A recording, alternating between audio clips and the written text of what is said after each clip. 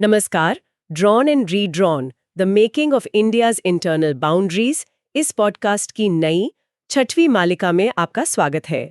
ये podcast India state stories प्रकल्प का एक हिस्सा है जो पिछले 150 वर्षों में भारत की आंतरिक राजनीतिक और प्रशासनिक सीमाओं में आए बदलावों का अध्ययन करता है। ये प्रकल्प पुणे स्थित फ्लेम विश्वविद्यालय के centre for legislative education and research के सहयोग से संचालित किया जाता है। इस नए सीजन में हम भारत के हर एक मौजूदा राज्य और केंद्र शासित प्रदेशों के बनने का रोचक इतिहास और कथाओं की यात्रा पर निकलते हैं, जिसमें हम उन महत्वपूर्ण घटनाओं, प्रभावशाली व्यक्तित्वों और सामाजिक बदलावों का अन्वेषण करेंगे जिन्होंने इस उपमहाद्वीप को आकार दिया है। ये एपिसोड 1951 से वर्तमान तक भारत के जटिल प्रशासनिक परिवर्तन की पड़ताल करता है, जिसमें राष्ट्र के विकसित होते राजनीतिक भूगोल के पीछे की विविध कहानियों का विवरण दिया गया है।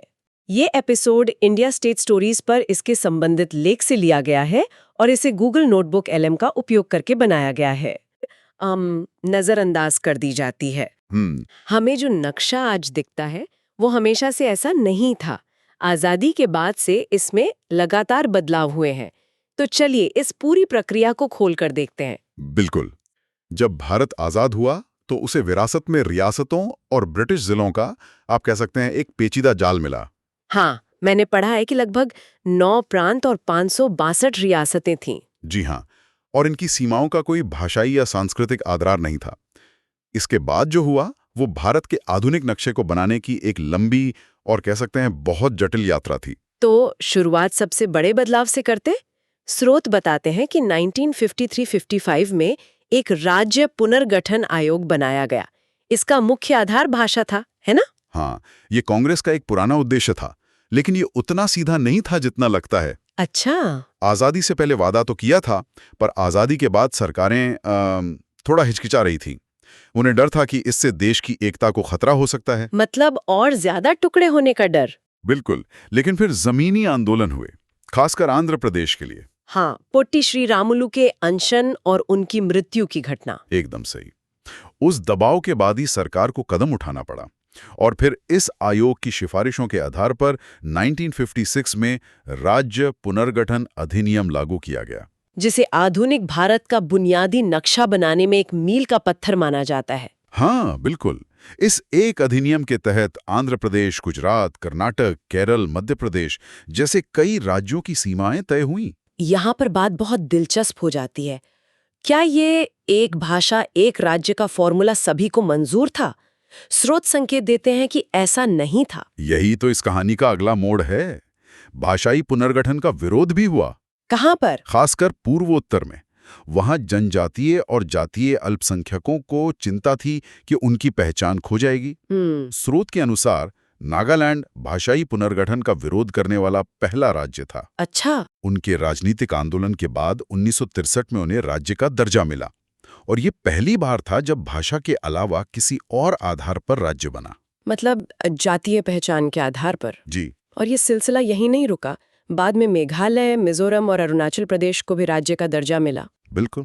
तो इसका मतलब ये हुआ कि भाषा के अलावा जातीय पहचान भी एक बड़ा कारक बन गई। हाँ, और फिर एक तीसरा कारक भी उभरा। वो क्या था?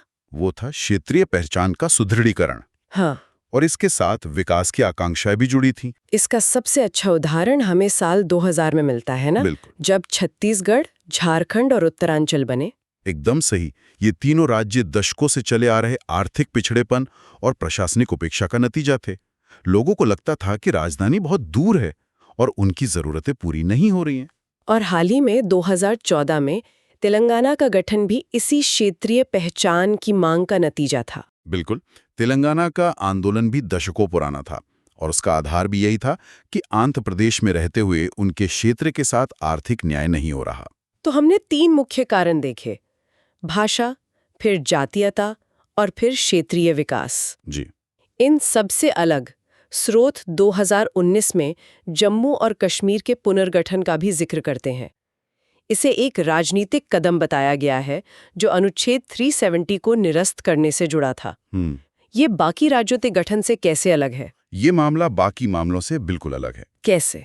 क्योंकि इसका आधार कोई भाषाई या क्षेत्रीय आंदोलन नहीं था, बल्कि ये एक राजनीतिक निर्णय था जो केंद्र सरकार ने लिया। मतलब ये एक टॉप डाउन फैसला था। हाँ, आप कह सकते हैं। इसमें एक राज्य को 2 केंद्र शासित प्रदेशों, जम्मू और कश्मीर और लद्दाख में विभाजित कर दिया गया। ये राज्य पुनर्गठन के इतिहास में एक अनूठी, एक अभूतपूर्व घटना है। तो इसका मतलब ये हुआ कि हम अक्सर राज्यों की बड़ी तस्वीर पर ध्यान देते हैं, लेकिन स्रोत एक और पहलू पर हमारा ध्यान खींचते हैं जिसे हम अक्सर अनदेखा कर देते हैं, जिले। जी हाँ। और यहाँ के आंकड़े तो हैरान करने वाले हैं। यहाँ जो बात आकर्षक है वो है इन बदलावों का पैमाना। स्रोत बताते हैं कि 1951 से 2024 के बीच भारत में जिलों की संख्या 2.53 गुना बढ़ गई है। 2.5 गुना से भी ज्यादा। ये तो बहुत बड़ी संख्या है। बहुत बड़ी। उदाहरण के लिए आंध्र प्रदेश ने 2022 में अपने जिलों की संख्या 13 से बढ़ाकर 26 कर दी, मतलब एक ही बार में 2 गुनी। और राजस्थान ने अकेले 2023 में अपने जिले 33 से बढ़ाकर 50 कर दिए। तो इसका कारण क्या है? क्या ये भी बेहतर प्रशासन की मांग है? हाँ, मुख्य तर्क यही दिया जाता है।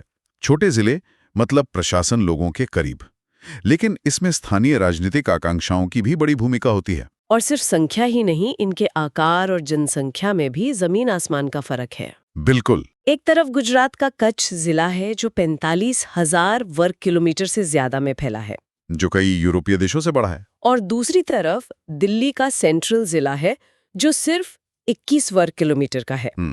इसी तरह दिबांग घाटी में सिर्फ 8,004 लोग रहते हैं, जबकि ठाणे जिले की आबादी 1 करोड़ से ज्यादा है। ये जिलों की संख्या में वृद्धि बेहतर और स्थानीय प्रशासन की ओर एक महत्वपूर्ण संकेत देती है। ये भारत के प्रशासनिक विकास की एक समानांतर कहानी है जो राज्यों की कहानी जितनी ही महत्वपूर्ण है। वाकई सीमाओं को फिर से खींचने के अलावा एक और दिलचस्प बात जो स्रोत बताते हैं वो है राज्यों के नाम बदलना। हाँ, ये भी पहचान की राजनीति का एक अहम हिस्सा है। ये सिर्फ एक नाम का बदलाव नहीं है, बल्कि पहचान को फिर से परिभाषित करने जैसा है। एकदम सही।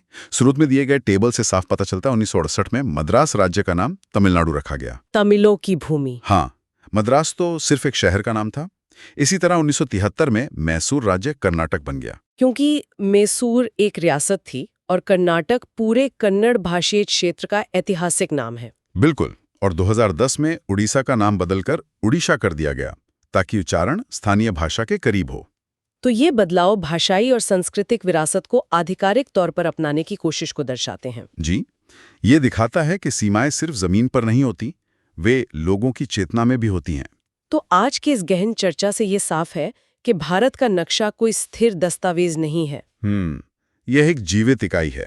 बिल्कुल, एक जीवित इकाई है जिसे भाषा, पहचान, राजनीति और प्रशासनिक जरूरतों के आधार पर लगातार बदला गया है। 1956 के बड़े पुनर्गठन से लेकर 2014 में तेलंगाना के निर्माण तक, और आज भी जिलों की संख्या में हो रही तेज बढ़ोतरी तक ये कहानी जारी है। अगर हम इसे एक बड़े परिप्रेक्ष्य से जोड़कर देखें तो स्रोत हमें एक अहम सवाल पर छोड़ जाते हैं। हमने अतीत में बदलाव के कारण देखे, भविष्य में क्या हो सकता है? यही सबसे बड़ा सवाल है। स्रोत ये सवाल पूछते हैं, अगले दशक में नए राज्य देखने की कितनी संभावना है?